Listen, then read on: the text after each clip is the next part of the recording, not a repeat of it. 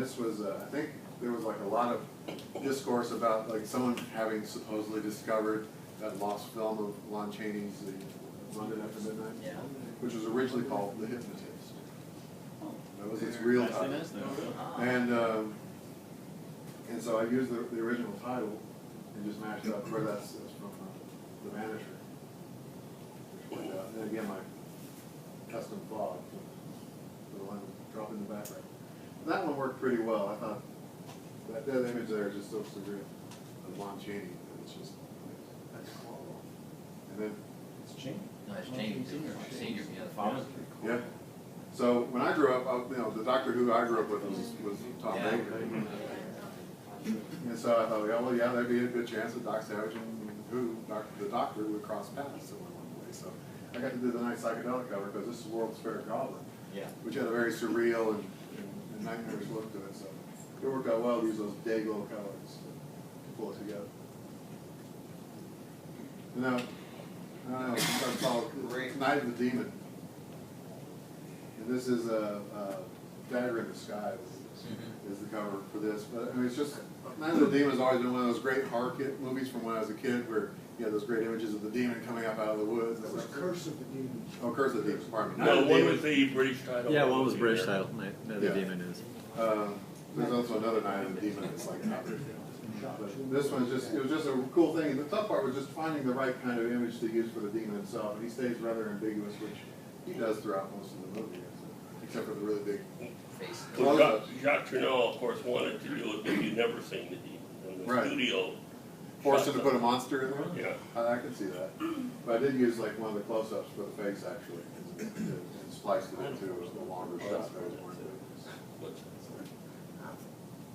And this is, Oh, man. now, Yes. I like this cover okay, but it's never one of my favorite covers. This is like the Gold Ogre, where he's looking, and I just started putting Mold Man around it, so it never quite melded quite for me, but I thought it came out all right.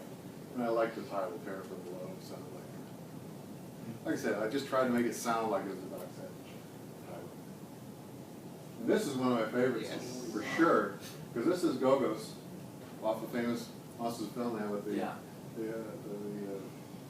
War of the Colossus, and the monster from it. And so I just went in and started toning in the monsters cover, because they had a lot of nice highlights in it already. I was able to just match the highlights and get to match the color palette from Gogos, which is just a bizarre thing. So that was a really, really nice color. Some of these things just come together so easily, it was just easy to put together. This one, I'm also a big fan of the new Doctor Who, so I had to have the Doctor return, and now I'm still thinking about trying to do a third one with Matt Smith, who's the current Doctor. Christopher Eccleston's just going to have to tough it out. Now this one, this is great because you have let's see, remember which model, this is like the Frankenstein image is from a model kit Yeah. illustration. Roar model kits, yeah. For Bond. This is actually Dwight Fry From the movie. Son of Frankenstein. but that pose was used by Bama for the Vanisher cover. That's right. Hunchback in the background, The yeah. Hunchback in the background is used, because I thought that was a clever bit to be able to use that Dwight Fry pose to match it up with that cover to make it complete. So that was the second of my Frankenstein triptych. And then I visited Harryhausen land for some reason. That's cool. It was just a weird, that's I guess that's motionless. Living Fireman is it? Oh, Living Fireman's part. Yeah. And then I colorized the thing to try to make it all blend together. That's awesome. And here's the last of the Frankenstein trip. You notice I used the Resurrection Day. This is a Bama illustration for the Bride of Frankenstein model kit. And this is another Bama illustration for a different model kit back there. So you get it's all 100% done. This was like probably the easiest one I ever did. The biggest problem was just finding a decent enough copy of the tentacle it came from beneath the sea, put on the Terror in the Navy. This one was a little harder. I found a nice shot from like the underground of Paris, and then we have the Sargasso ogre No. Yeah, That's ours? Pacific, yeah. Okay. See, I knew these guys would do it, and me, and remember exactly which ones. And then a nice shot of, which I've probably manipulated more than any other photographic still used in there. Now, why didn't you go with the Bama Phantom on that? Like I said, I hadn't quite connected up the. Plus, it was the Bama Phantom This one isn't. with the mask over his head. Yeah, Right. Yeah, just. it's not the same. It's not the Eric, it's the original silent version. So, this is just a goofy thing because I like them. I'm going through that right now in my house. So, and I found it's really nice. You know, I knew that the Hunchback would be a nice looming terror kind of thing. And, Golden Peril. I got that right. Yeah. All right. So, and of course another drum in the foreground, so I just match those elements. This one, of course, isn't Bama, but that cover for Polar Treasure. And after watching, it came from, the Beast for 20,000 Fathoms, I realized there's that great scene where he comes out through the snow. Yeah. So that would just work so well with that cover to get that kind of thing where he's being discovering the Beast for the first time. And so then I had to do the sequel, of course, which is next, The Monster in Manhattan. So, you know, with Cold Death there as the foreground, it was a nice, that worked out pretty well. Do you ever get the idea Kez has way too much time on his hands? Well, like I said, at the time, I did have too much time on my hands. Through most of these, this is like coming up towards where I start to slow down and starting to think a little bit more through. And this one, while I like it, I don't think it worked quite as well. I didn't quite get the elements to match up. But the main thing was just getting the golden fleece on his head, instead on his shoulder, instead of the bags from There's his a knowledge. clear image of him right behind you there. Right. Exactly. So, now this one I really liked a lot, just because it worked well, because that's from X. Me too. And had that nice fuzzy background image of the ship that had just gone to Venus. And then this nice sharp foreground image. I believe that was from a screen cap I did from the recent release of the film. And this is my first really goofy matchup.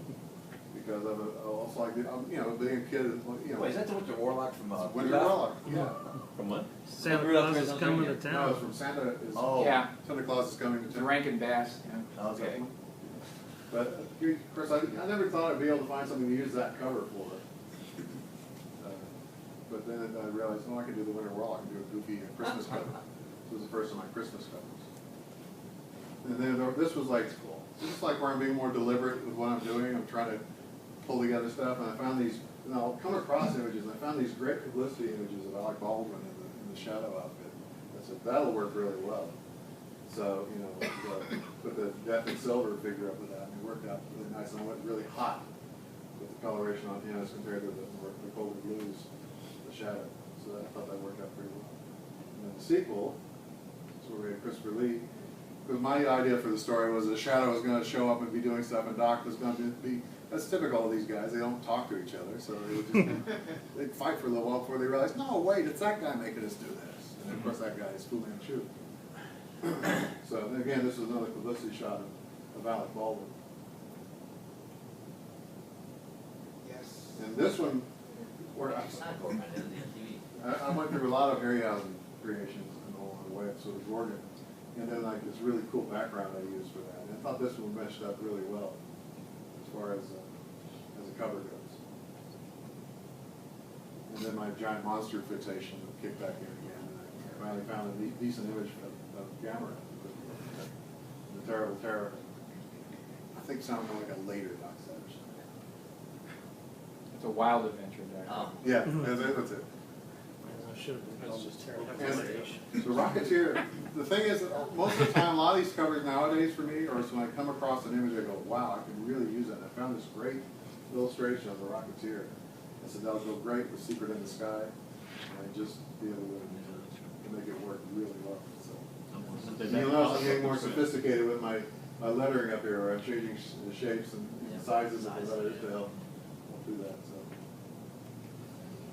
This one was more of a struggle for me because, for one thing, the Fantastic Islands illustration, the reproduction on it, was terrible. Every book was out of registration and stuff like that, so I never could get a really good image of that, but I thought that worked really well. Wolverine claws. You recolored too. Yeah. I kind of went in there and toned it up to make it look match much more with him more than anything else. And this is my second goofy, the second goofy Christmas cover, which is perfect with Quest of Quad. Just because you have that nice big cavern there, and then you have that scene where he's got everybody in prison. Yeah. Well, there you go. That's got to be a cover.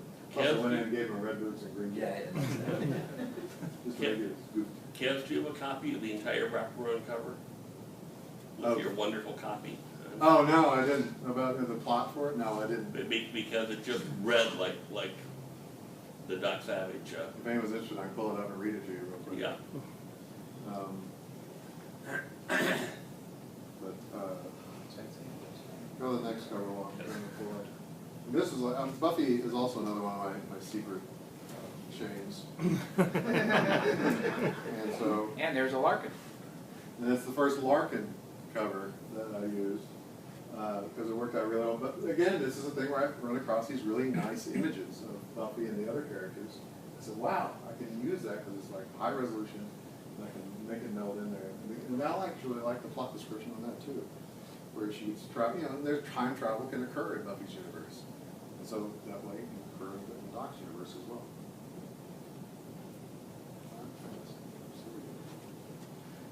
And then this was another, again, a case, I found this image of Dr. West on like a German DVD cover. I said, that is a cool image for a Doc Savage cover. So I combined the two of them. Screaming Dead comes from the West short stories by Lovecraft. I just thought that was a great title for it. Hey, Kaz, and then you're starting to get fancy with the Doc Savage logo too, where you've got the... Oh yeah, yeah, that's true. I'm starting to get a few more effects into the logo. Even the Buffy is the same way. I did some more effects work. That one's it's stressed Yeah, out. so I just stressed it out because there's like a real kind of goth thing going on with all this. So I was trying to match that kind of effect.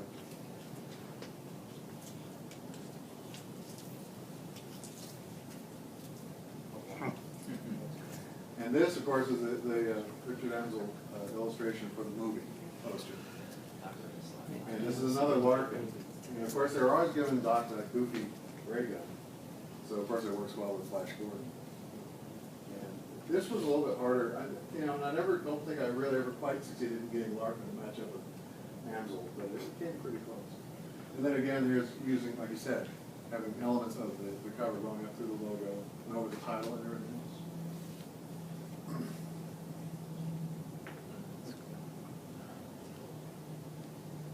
All right, and this is like probably really the best of the group.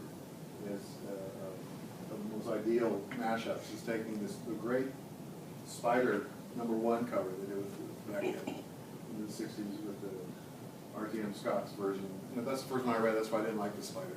And later I read the really cool ones. This is another Larkin with that. And they just matched up. The only thing I really did to this, other than putting them together, is I changed his gun. He had a revolver in his hand on the original cover. I switched it out for a 45 automatic. Rudolph. Rudolph. That's the only pulp cover you That's the only pulp cover I've done where the first issue of Doc Savage was painted by Baumhopper and the first issue of The Spider was painted by Baumhopper. And so I said, well, there you go. I got to match those two up together. So I put Doc in the web along with everybody else. He just painted Doc Savage. I think maybe that's Will Murray's current secret Good. crossover project. I hope it is.